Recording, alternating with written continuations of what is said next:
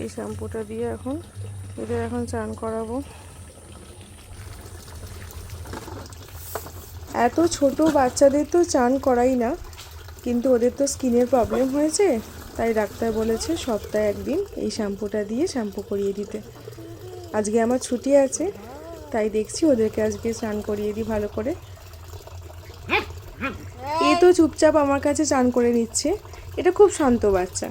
কিন্তু এর ভাইটা আছে ভীষণ বদমাইশ, ওকে যখন চান করাবো তখন কিন্তু আমি একা পারবো না, তখন দিদিকে ডাকতে হবে। শুকনো করে গাটা মুছিয়ে দিতে হবে, না হলে আবার ঠান্ডা লেগে যাবে, এত ছোট বাচ্চা তো।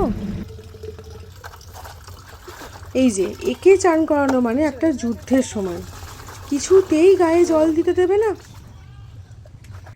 ওকে এই যে ধরে বেঁধে আমরা চান করাচ্ছি, এতে কিন্তু ওর খুব রাগ হচ্ছে, ও আমার উপর রেগেও থাকবে, কিন্তু রাগ করলেও তো কিছু করার নেই, ওকে পরিষ্কার তো রাখতে হবে, ওকে শ্যাম্পু তো করাতেই হবে। যাক, রাগ করে করুক, তো বাচ্চা পরিষ্কার তো হোক। বাচ্চাগুলোকে যখন চান করানো হচ্ছে, বড়গুলো দাঁড়িয়ে দেখছে যে এবার ওদের পালা। ওদের মধ্যে আবার সবগুলোকে চান করানো যাবে না, কিছু জন আছে খুব ভালোভাবে শ্যাম্পু করে নেয়, চান করে নেয়, আর দু একটা বাচ্চা আছে একদম গায়ে জল দিতে দেয় না। নিচে দুজন বসে আছে, আর বাচ্চাগুলোকে ভ্যানের ওপর তুলে দিয়েছি, কাটা শুকিয়ে যাক তারপর নামিয়ে দেবো। এই মাত্র শ্যাম্পু করানো হয়েছে, এক্ষুনি ধুলো ঘাটবে। এই দেখো এর বদমাইশি শুরু হয়ে গেছে। এদেরকে চান করাতে গিয়ে আমার অবস্থা খারাপ হয়ে গেল। একটা যুদ্ধ, এদেরকে শ্যাম্পু করানো মানে একটা যুদ্ধ সমান।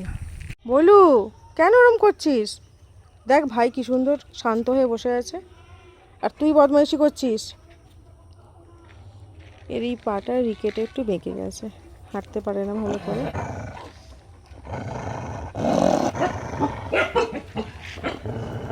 এই ফুটো, ফুটো কেন ভয় দেখাচ্ছিস ওকে?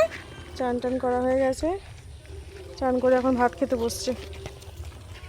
খেয়ে নাও।